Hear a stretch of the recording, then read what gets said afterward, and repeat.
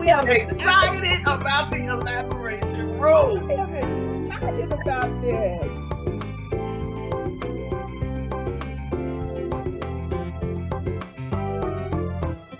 Welcome to the Elaboration Room with Reverend Yo and Reverend Harris. Giving you some great topics. We just believe it. We know it. We thank you for continuing to watch us. And as always, we always want to clap for you and thank you for your support, for continuing to watch our show. As whatever God drops in our spirit, that's what we deal with. And tonight we're dealing with one that just cracks me up. And it's the failing resolutions that many have made on New Year's Day. And now we here at the end of February. And how many are still holding on to their New Year's resolutions? I personally do not do them, but there are some. So we're interested to know. So put it in the comments because we're interested to know who's still holding on to whatever New Year's resolution. And who has let theirs go. Because, you know, the normal New Year's resolutions are we're going to go to the gym, we're going to lose weight, you know, we're gonna eat better, you know, all these things that we're gonna do for New Year's. So it's just interesting to know who's still holding on at this end of February to their New Year's resolution. I'm interested. I really want to know. So drop it down there so I can find out. Because we're not gonna laugh when we read the comments. we just want you to be honest. This is for information purposes. Because we know sometimes it's hard to hold on to those resolutions that many people make. You know, it's a new year. We're starting new. We're doing things different. We want to do things different. We want to lose weight. We probably want to change job. All these things that we say we want to do. And how, you know, important is it to hold on to a commitment that you make at the beginning of the year? How important? It depends, because it could depend on what they said they wanted to do. It could depend on the commitment that they're making to keep it. I think it just really all depends on the individual. Yes, I would agree with that. But like you say, it depends on what they want to do, what the resolution is. That has a big part of it. Because when we make, I'm gonna go on and start this. When we make resolutions, which benefits us in a long-term situation, that's one thing. Such as I'm going to eat healthier. You talked about losing weight. I'll get to that.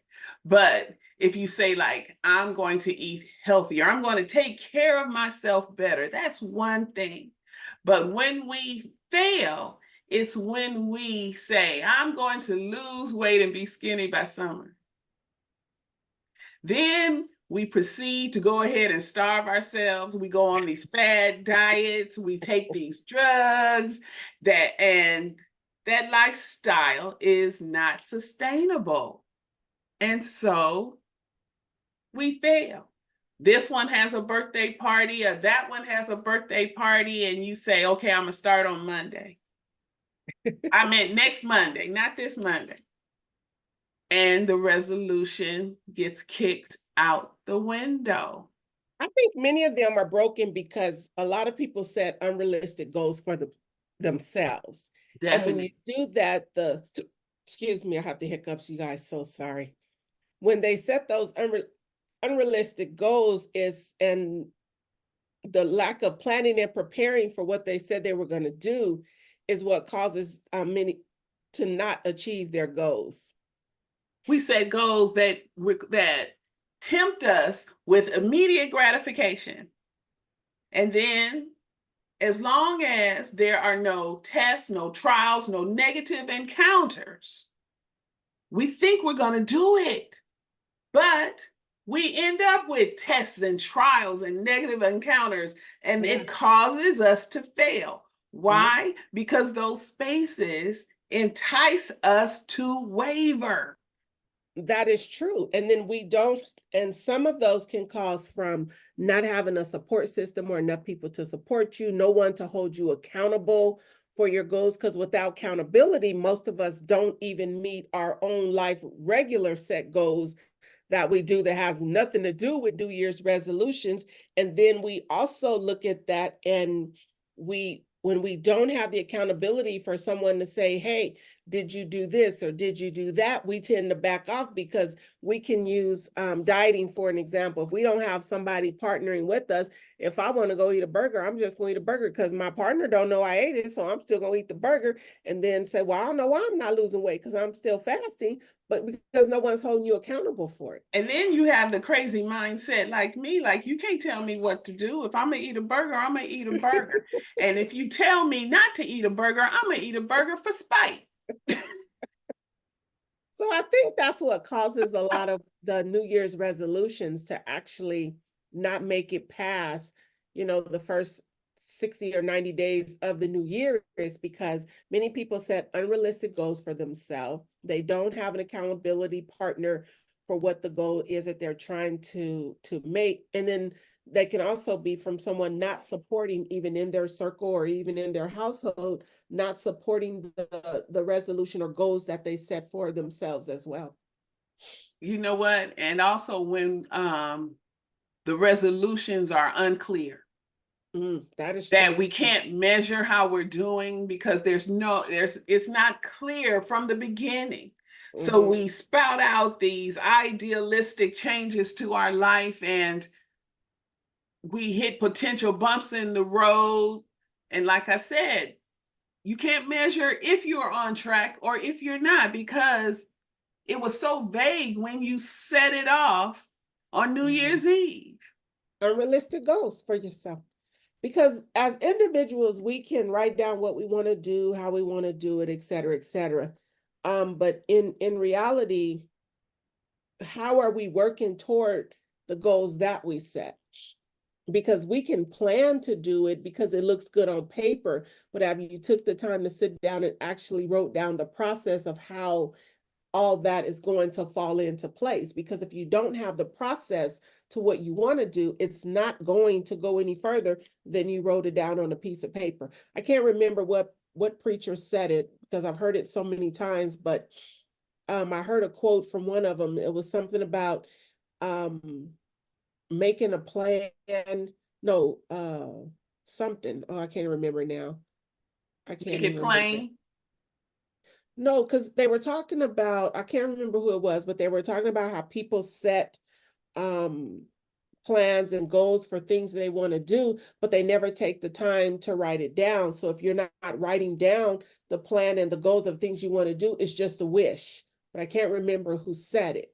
But Mm-hmm. it's just basically a wish, because it's just like if we sit down and we plan our businesses, but if we don't have a strategic plan on how we're going to do A, B, C, and D, we just making a list of stuff that we say we're going to do, but we don't have a plan to how we're going to achieve those goals. And that's can be most likely to what all this New Year's resolution stuff is. I heard somebody call it that most people before the end of January, most people don't even deal with their New Year's resolutions anymore. It's So already out the window. yeah, Yes, yes, yeah, yes.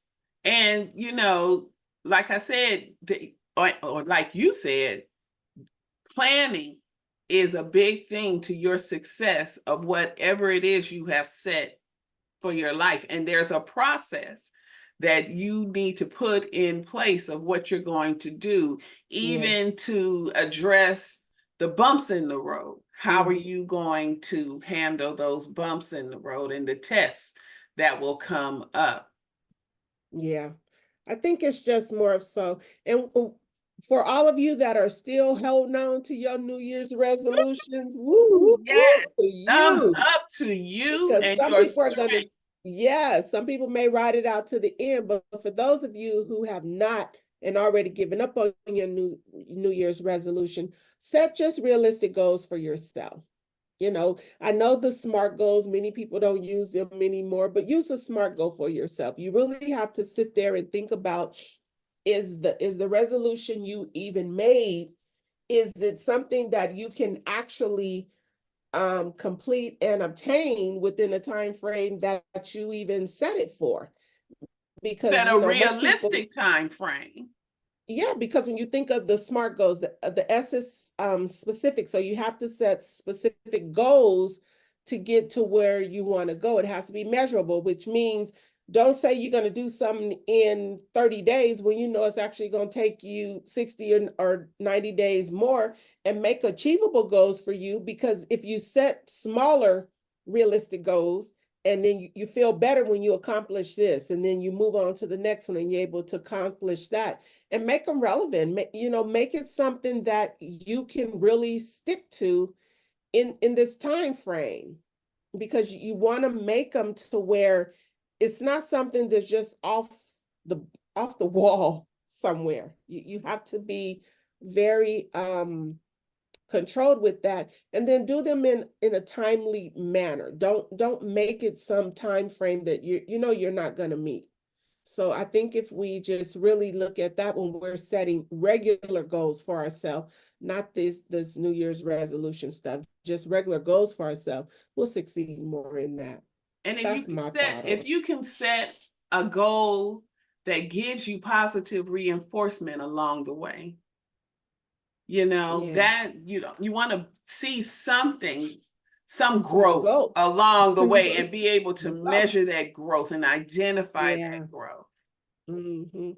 Because if you're setting goals and those goals are motivating you to keep going, you're more likely to succeed in that goal. So it Yes, has to be a motivation behind what you're doing, because if you're not motivated to do something, it's not going to happen. that's right. It's not going to happen. So you make sure, if you're still on, just set your SMART realistic goals for you. If you've fallen off, just set some regular goals from you. And I'm pretty sure Google still talks about the SMART goals. Just Google it and set those SMART goals for yourself. And we're pretty sure you'll be successful in that. That's all I got, sis. That's it. And we hope that we have given you what? Something else Something to else to consider. So once again, we thank you for joining us in the Elaboration Room with two sisters of one. We thank you for always tuning in to listen for what we have to say, either something that has been with us and we just want to share it, or something that the Lord has truly dropped onto us that we truly want to share with you. So as we always do, we want you to always be brave, be strong, and be different. The Elaboration Room with two sisters of one. Make sure you like and subscribe, and stay tuned for the next episode every Monday at 6 p.m.